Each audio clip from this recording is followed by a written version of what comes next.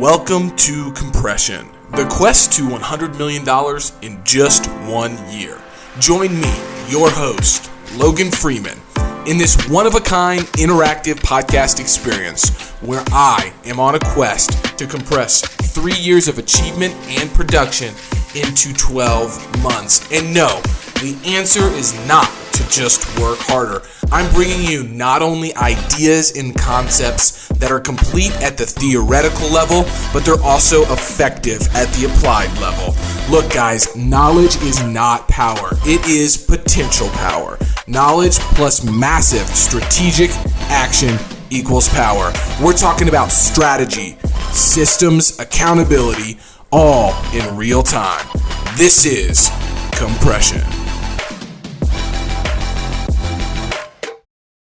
We're back for another episode of the Compression Podcast. Logan, what time is it in Kansas City on this wonderful Saturday morning?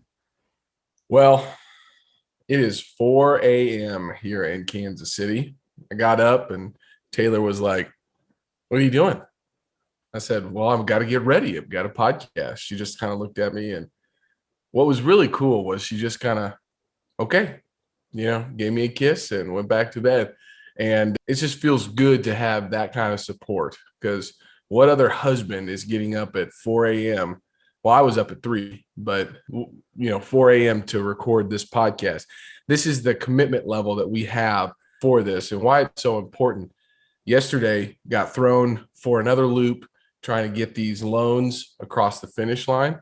So we had to move the podcast recording from our regular time to Saturday morning, but we are committed.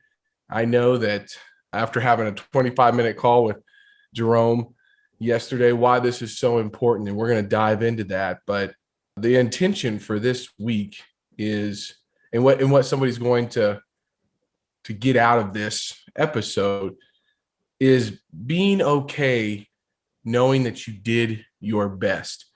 The definition of success that I love is by John Wooden, having the self-satisfaction in knowing you did the best that you were capable of doing. So I dubbed this week the week of friction.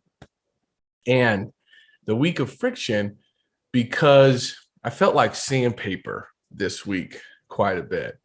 And what I mean by that is, man, I was rubbing on a lot of different things this week. And I had a hard time until talking with you yesterday, allowing myself to have that self-satisfaction, knowing that I did the best that I was capable of doing. If you guys listened to last week's episode, you obviously know this is the second week of quarantine for our family. I'm happy to say that I'm negative with the COVID. Taylor and the kids never got it. They'll get tested again on Monday, but they never got COVID, and I came up negative. So beat that, which I'm very grateful for, and was able to get through that. But, I had all of these goals for the last 2 weeks and realized I worked more on the high value tasks that I laid out for myself the last 2 weeks than I have the last 12 months, in accordance with and closing a lot of projects, other projects going under contract, and trying to assume a very difficult loan. And so I think this is the antithesis why we do this. And it's because when you set a goal and you're not able to focus on the goal as much, but you're still being productive, knowing that you're getting it started, it's tough to allow yourself to feel the way that you set yourself up to feel. And that's why I've been saying, trade your expectations for appreciations. And until Friday, yesterday, speaking with you, I didn't really allow myself to do that. I have a lot more peace waking up this morning knowing that, oh my gosh, man, you probably did more work in the last 2 weeks, not only moving the business forward and bringing new deals in, closing deals, but also on the things that are going to allow you to continue to grow. And so the outcome for this episode today is to let people know that goals are important. purpose is important. Strategy is important. All of those things mean a lot, but at the same time, that system has got to be on. And that's what we've been talking about. Having the system on, continuing to make strides and being 1% better. We've talked a lot about the sustainability factor as well, but I think we're going to get into some things today that's going to really help people along their journeys, right? I mean, we're coming up on the end of February. I'd like to ask people, how are their goals going? How are you, showing up every single day? Those New Year's resolutions, you still working on them?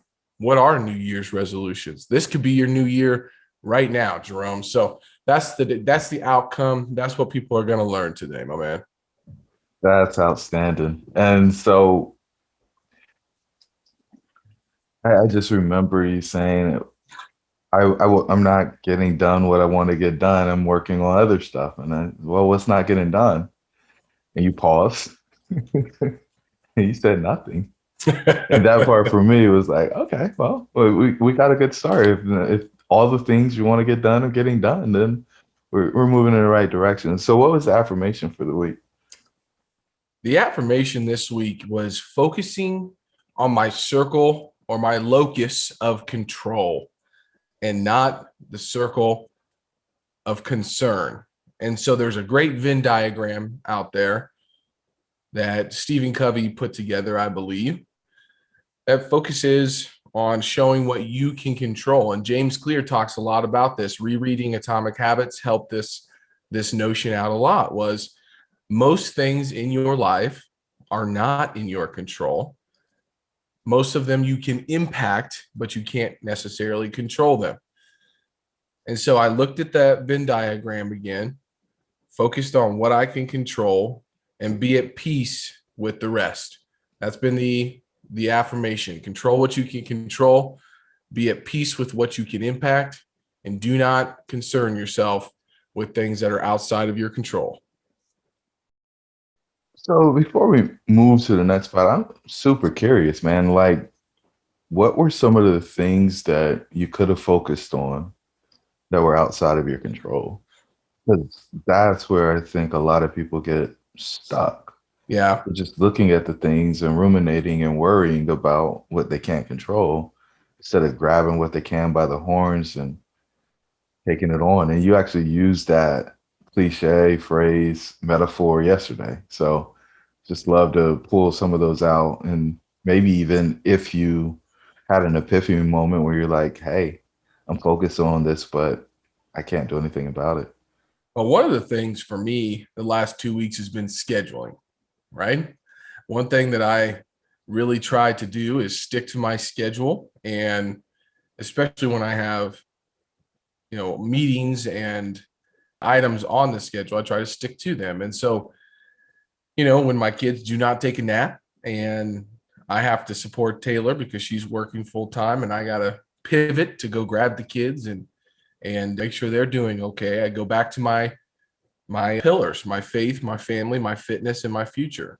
And I have to filter that next decision through those things. And if I don't, then I'm not being true to myself. So one of them was obviously the schedules. Being hard on disciplines and soft on schedules is something that I'm continuing to try to implement into my life. And I feel like I'm doing a pretty decent job. So that's one example. The second example is, when you're working with a federally backed company to a government backed company to try to assume loans, there's only so much that you can do. And in this commercial real estate space, in so many other spaces, you have to be able to be flexible. And what I mean by that is you can only do so much in so much that your control of actually getting something over the finish line is not in your control. And so, assuming these loans that we are getting new federally backed loans is a tough process to go through. Just knowing that, hey, we've done everything that we can. Now it's really up to the other parties in this transaction to get everything else done. And that's not easy to do, especially when you have hard timelines. You have investors that you're trying to keep happy. communicate with, all of these different things. So those are two examples that that I went through this past week, Jerome. Okay.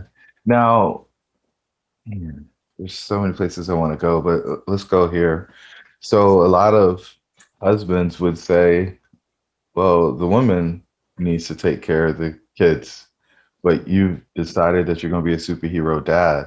Yeah. And so what was the catalyst for, hey, no, if the kids fall off schedule because they're at home, I'm going to step in and be the person that's in the gap?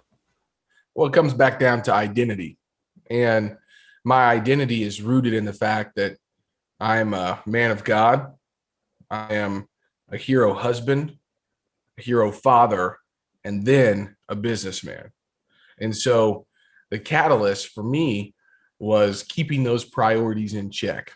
And, look, business is always going to be there. Spending the amount of time that I did the last 2 weeks with my children and my wife, I'm never going to be able to get that back. And I know we hear that a lot, and it's not, and it's complete at the theoretical level, but not super easy to apply at the effective level. However, in that moment, I've got these filtering decision matrices in my mind, and I said, okay, I got a choice to make right here.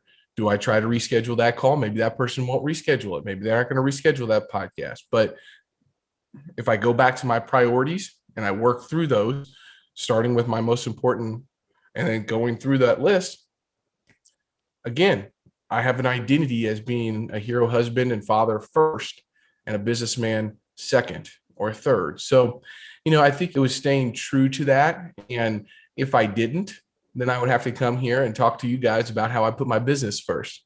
And thinking through all of those things, right? It keeps me accountable. And I know that I got to get on a video. I got to share this with thousands of people every single week. And that's a great accountability measure for me. It's not so much that I'm worried about what other people will think. It's what are my kids going to remember? What is my wife going to think?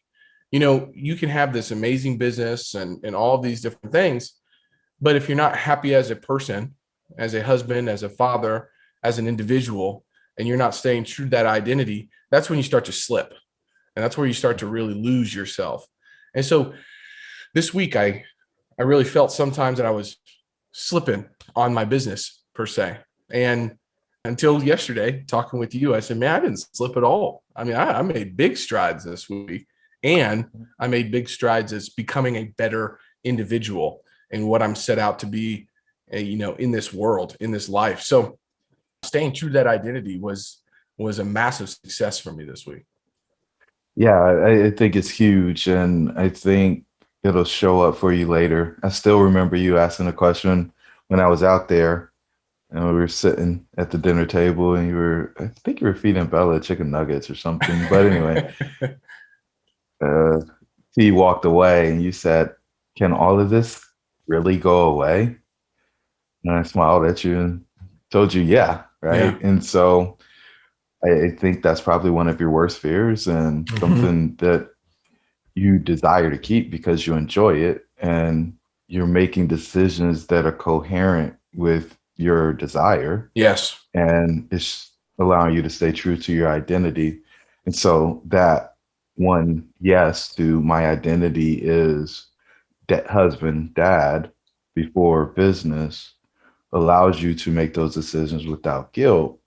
Now, you don't want to go off the road, right? But right. Because the business is important, because part of being a husband, dad is being provider. That's right. But when they need you, they need you. And, at times you will have to choose to do the other thing, but you may be able to move it. And, another great example of husband, father identity is, you won't be able to participate live at the Mid-Atlantic Multifamily Investing Conference because you are going on your first vacation in at least 2.5 years as husband and wife.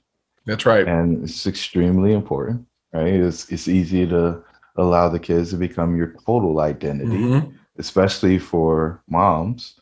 And so for you guys to engage in that level and really disconnect and re-engage and rekindle is I think, extremely important. So I think I was bummed about the scheduling, but I think you're making the absolute right choice based on your stated priorities. So, Right. kudos to you for staying consistent there. Let's move into the personal development mantra. You bet, man.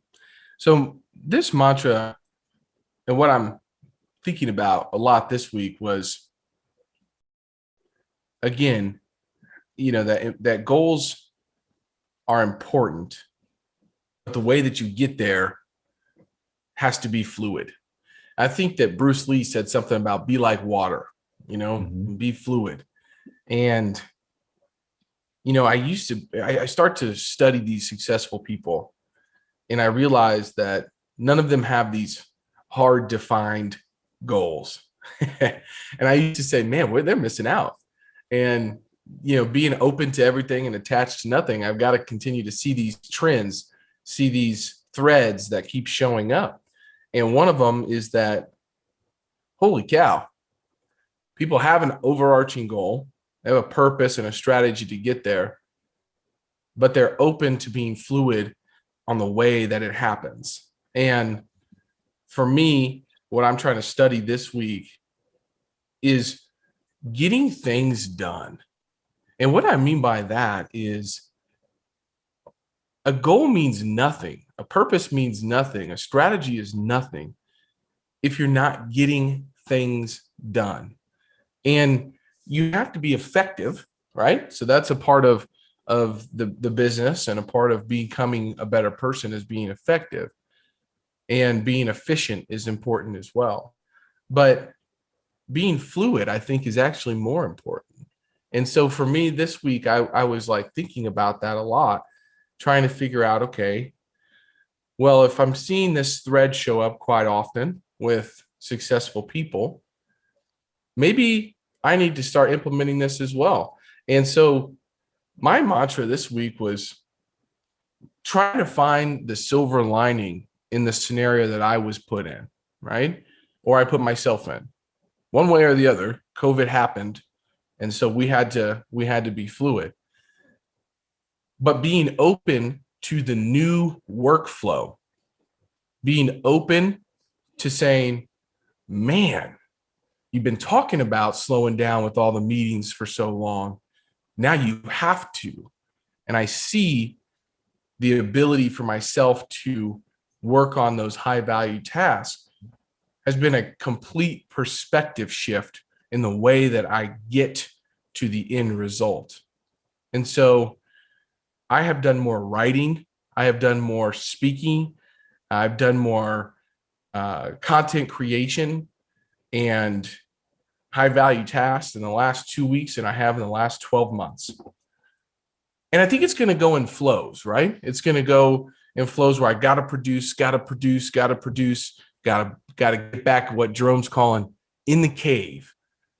I talked to him yesterday, talked to you yesterday, and I said, wait, you're going to get the girls again? Like, didn't you just do that last week? He said, no, dude, that was 2 weeks ago. What?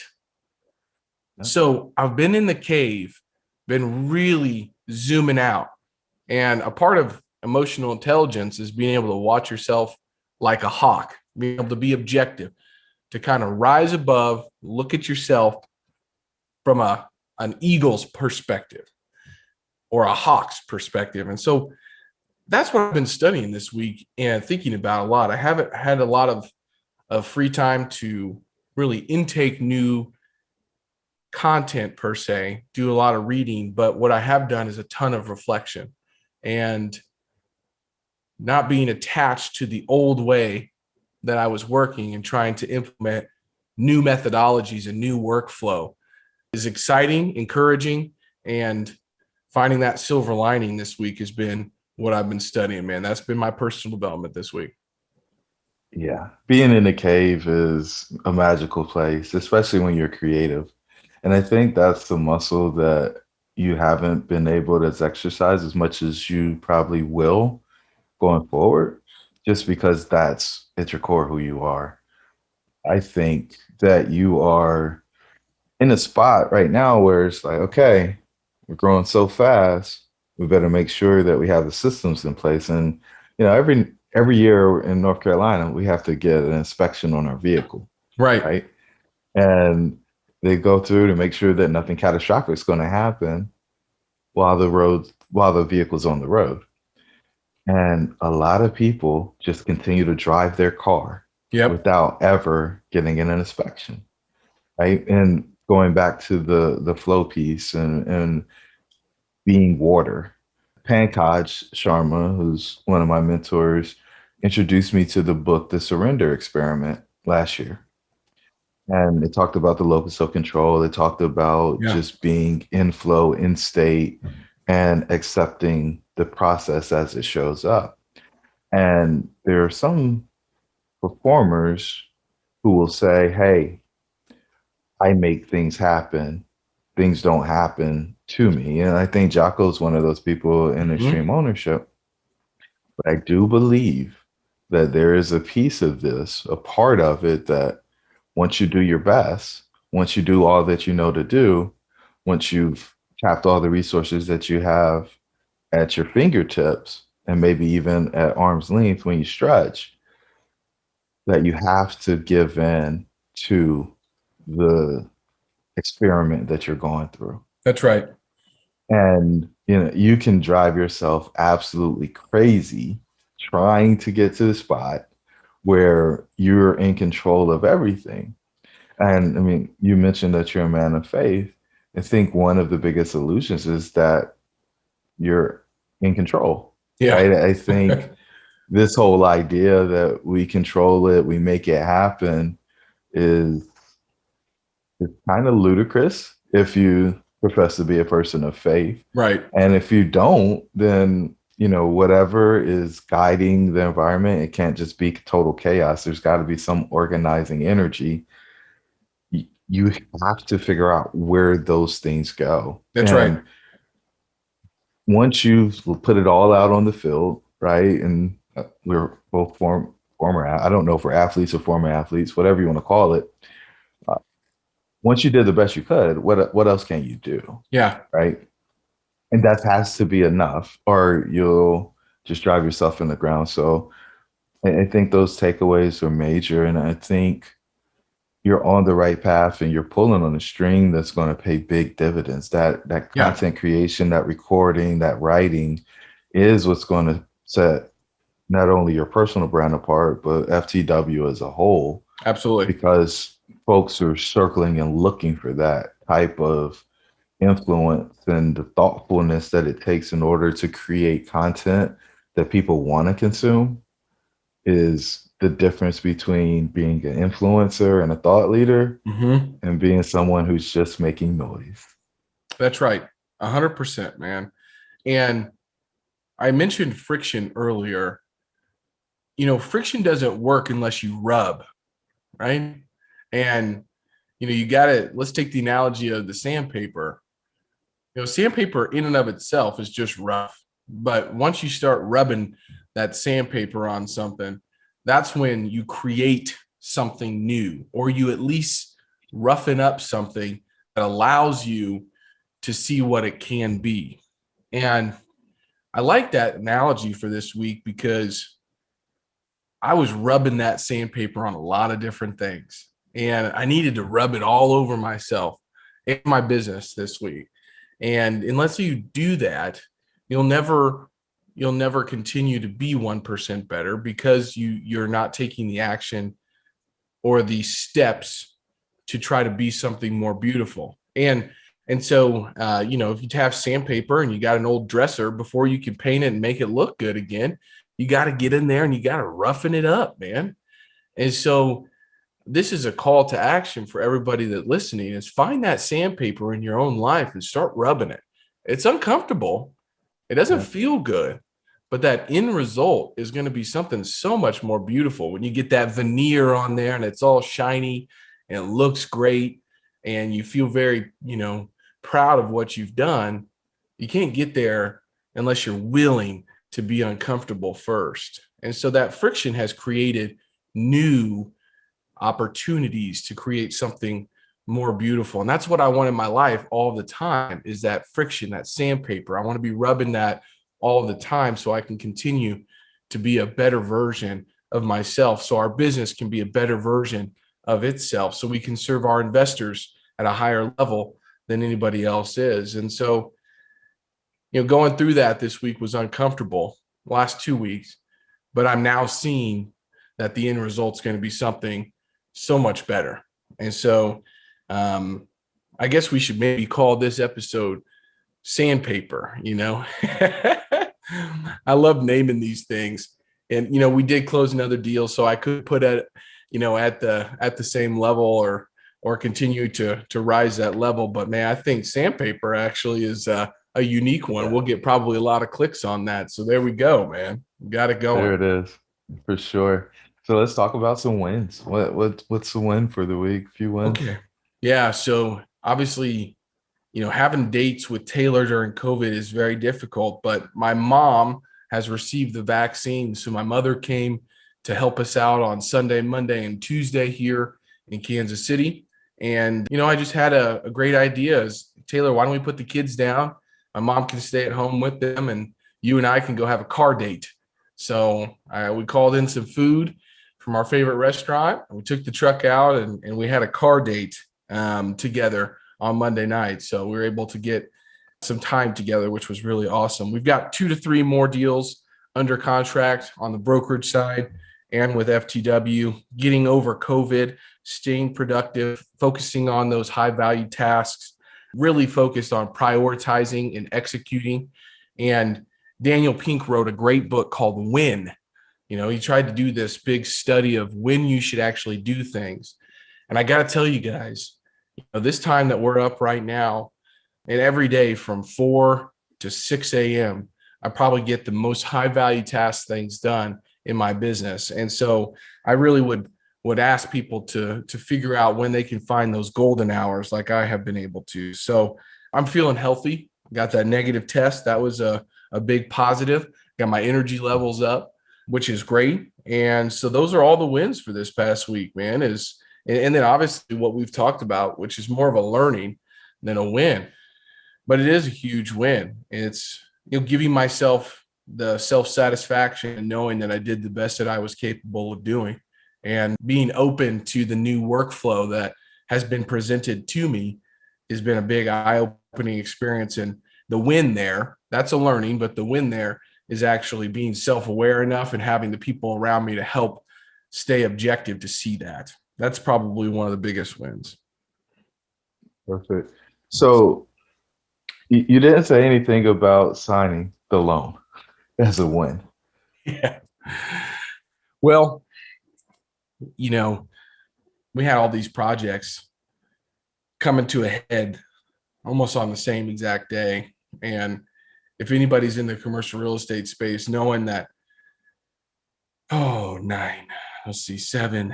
million worth of loans are closing on the same day, I can create some new friction. And what I'll say here is there is a win there, having the team come together and having a team set up that is always working on those things. Because if I was the one that was having to focus on those loans and get them over the finish line, there's no way I could have done anything else this week. And so a big win there that I didn't write down is having a team in place that is working on that. And we'll touch on that a little bit in the learnings, though.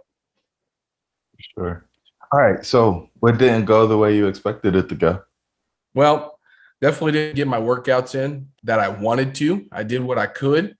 So workouts, I'm hoping to get one today and tomorrow in to complete my 3 workouts for the week. But I did get one in on Thursday. I had about 15 minutes and I got it knocked out. I didn't want to do it. Definitely did not want to do it. And I got in there and got it knocked out. But my regular planned workouts definitely did not happen.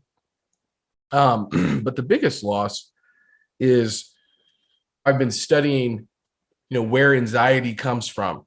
What is it created from?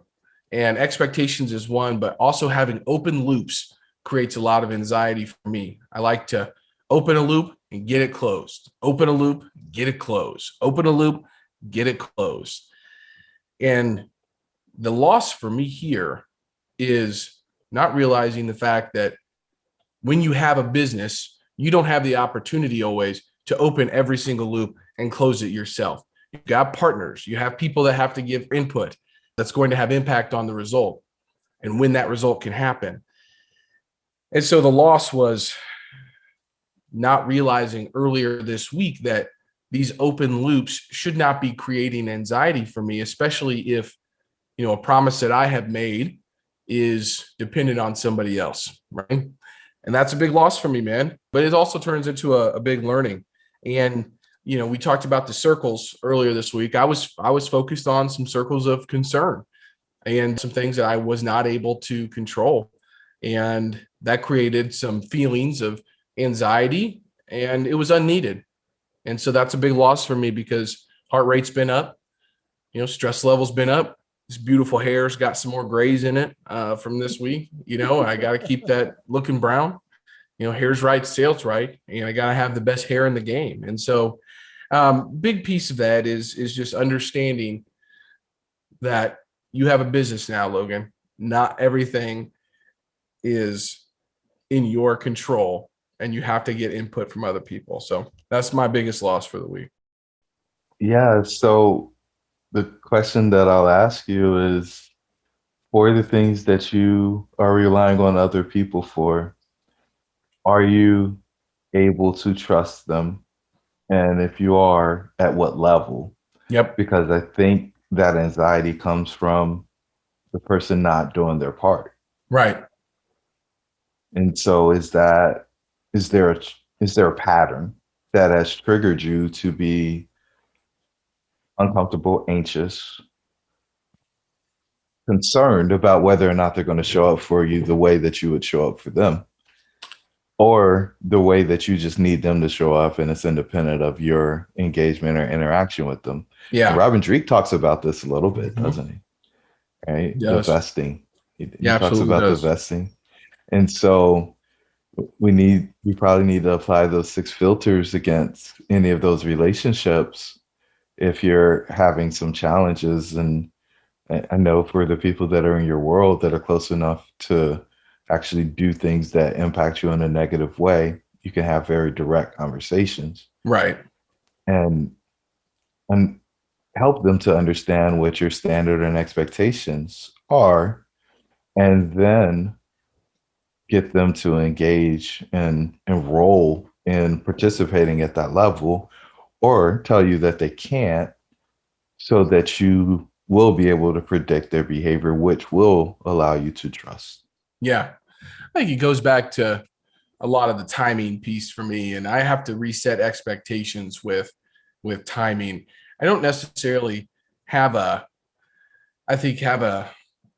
concern around if it is going to get done. It's more of a when things are going to get done, and that's a good feeling. That's encouraging. And so for me, it's realizing that, I know I have this journal. I know what I'm focusing on a regular basis, but I also know that other people have their own agendas too. And so being fluid enough and being self-aware enough to realize, that not everybody works on my agenda, and we have prioritization going on in other areas of our lives as well. And so I think it comes down to priorities. It comes down to, hey, you've got a lot of other things going on in the business. I think I have to reset some expectations with myself a little bit on, when you think about that Eisenhower matrix of important, not important, urgent, and not urgent, which things really fall into those different buckets. And when you have a business and when you have partners, where are those things falling in their buckets as well? But a piece of this too, Jerome, is this is new. These are new things. We have not gone through a lot of these things before. And so when you throw on something new, you throw on doing all of the activity that we have, just running the business, I have to step back, watch that like a hawk as well. First part is being aware, which I am now. The second part is actually managing that, and being open and authentic, and we have those abilities in the close relationships, or they wouldn't be close relationships with me. So it's a great point, one that I'm going to be continuing to watch and look at a lot. But I think the trust factor for me with my close relationships is at an all-time high. I think it's more reframing my expectations and making sure those are known, and if they are unclear, figuring those out. So, I think that's a part of life. It's a part of a business. It's a part of all of those different things. And so, and too, I got to realize too that I've been a little bit on an island. I've been in the cave, for 2 weeks. Other people are not in that cave. So whenever I come in and say, hey, I got all of these things that I want done right now, it's like, man, they're not in the cave right now. They're executing on other things too. So just have to kind of step back and be okay with that as well. But it's a longer term, I think, learning that's going to take more than 1 or 2 weeks for me to kind of get my head wrapped around. Yeah, I appreciate that. I just don't want you to be in a spot where you think one thing's happening and it doesn't happen. Right. Because that's the thing that creates a mess. It's not so much that the person doesn't do it when you want them to do it. It's that they don't do it and they don't communicate. That's right. They don't intend to do it. And for the listeners, there's a lot of families who teach each other that we don't actually address things. We just sweep it under the rug and move on. Yeah. And what I can tell you is each time that somebody's expectation isn't met in a relationship, it gives the other person, right or wrong, permission to not meet expectation. Mm-hmm. And then it goes back and forth until the relationship degrades. And I call it toilet bowl, right? Just keeps going round and round and round until you're not counting on each other to do anything. And eventually it leads to resentment. And that is the unraveling of a relationship, partnership, whatever you want to call it. Yeah. And so those direct conversations, while they may be uncomfortable for somebody who's conflict averse, they're absolutely necessary to right the ship so that you can actually put that thing on in the past, right? That's right. Most people just carry those interactions along when there was no conversation about them and commitment to act in a different manner. And so I think you guys are direct, and I really appreciate especially the interaction between you and T, because if you can resolve conflict, and this is for every relationship in your world, if you can resolve conflict and tell people exactly how you feel and what you think, and this doesn't mean that you need to be disrespectful in any way, but if you can tell them what you feel, what you think, and what you want, and you can move through that, then the relationship, it becomes frictionless at some point, because you're able to overcome those things that become molehills and then mountains in other people's lives because they don't actually deal with or address them. And so that's awesome, man. Are there any struggles, or was it just all tied up in the what we call losses on this show? Yeah, that was the struggle for me this week. I mean, some of the learnings out of these is great things. I mean, I think the real way to compression, which everybody knows, set out to do this big goal of $100 million in real estate this year. The way that you really get to compression is by hiring and building an incredible team. And a big learning for me this week was, I'm not able to do everything. And the faster that I can focus and accomplish the tasks that I know will drive the business forward and stay out of those low value tasks by hiring and focusing on my sweet spot, is the best way, the only way to actually get to that compression that I'm seeking. And the other piece of this is, we've been talking about habits a lot, but I heard I reread a quote in a book that I love with Taylor this week. We're reading a book together at night. So your lives change when your habits change. And the easiest way to create new change, if you're trying to get rid of something, which habits are great to add things, but there's also habits around subtracting, is environmental changes and identity changes. Those are the only ways to sustainably say no.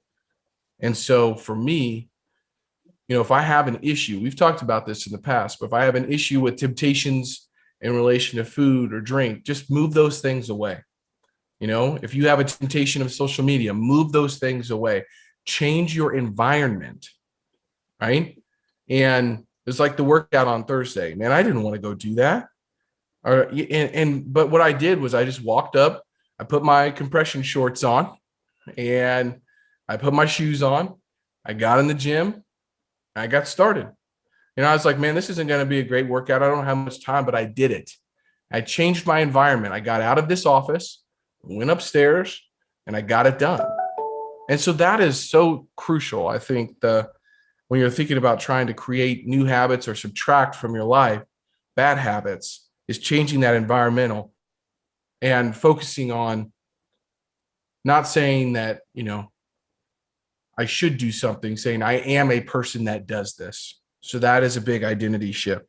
And for me, this past week, the environment has been anything but structured. But there is the opportunity to find that silver lining in every scenario. And I'm so glad that I've been studying Stoicism, because many times this week, when I was going to lose my cool, I was going to put even more pressure on myself, I just said, what would Marcus Aurelius do right now? What would Wayne Dyer do? What would all these guys do in this scenario? And that identity clicked. Said, you are an identity, or your identity is rooted in being somebody who does not react, they respond. And so it's a huge learning for me this week, Jerome. I'm very excited and encouraged about getting back to a more normal schedule, but also all of the learnings that I've had from the past 2 weeks. It's been nothing short of life-changing. And I always do say this, that God's delays are not God's denials. And for me this week, I had to delay some things, but I didn't have to deny them. And I was able to see much more clear and objectively who I am and what I'm doing on a regular basis. I'm very excited to take that forward on an ongoing basis. And so it might be even more difficult to get time with me the rest of the year, because I am going to be in the cave at least once a month, staying in that cave, not hibernating, but going deep. If you haven't done that, if you're listening to this and haven't done that in the last 3 months, 4 months, ever, this is your opportunity to get in the cave, cut out the noise, and really, really focus. There's so much noise going on in the world, more than ever, I think, in my opinion. We've got so many different new shiny objects to focus on, to get sucked into. But if you go back to the compressor acronym and you focus on being confident, omnipresent, magnitude and multitude, positive, patient, present, resilient, excellent, strong, stoic. What's the O? Omnipresent is the first, though. Oh, it's the third. It's, how do you spell compressor? It's with an E. Sorry. Excellent and results oriented. You're going to be so much better off. So I want to leave everybody with 2 quotes. One is from Sydney Sheldon. She's a writer. Don't give up. There are too many naysayers out there who will try to discourage you. Don't listen to them. The only one who can make you give up is yourself. The one guy that I'm really admiring right now said this: the way to get started is to quit talking and begin doing. And that is from a Kansas Cityan, one that everybody knows, Mr. Walt Disney himself. And I'll tell you what, Disney makes my life really enjoyable with those two kids, with all the work that he did. Talk about impact, my man. That's all I got for us this week, Jerome. Any closing thoughts? Be a caveman. Be a caveman, get your sandpaper out, and go make something happen. Don't shy away from the friction. Get out there and compress. Till next time, guys. We'll talk soon. Hey, compressors. If something you heard struck you, made you feel a little bit uncomfortable, good. Head on over to compressionpodcast.com. And then you can also subscribe wherever you listen to your podcast at.